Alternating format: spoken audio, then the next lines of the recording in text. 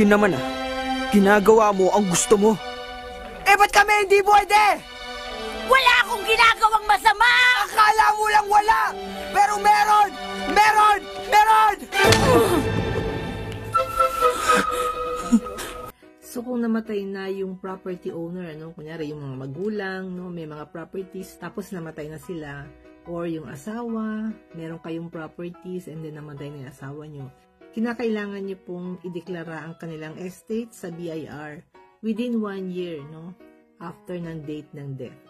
Hindi po sapat na pinagpatuloy nyo lang po yung pagbabayad ng taunang amilyar, Hindi po sapat yan. Kinakailangan po ideklara ang kanilang estate at bayaran ang kaukulang buwis na ang tawag po doon ay estate tax. So magkaiba po yung estate tax doon po sa amilyar o real property tax na binabayaran taon-taon.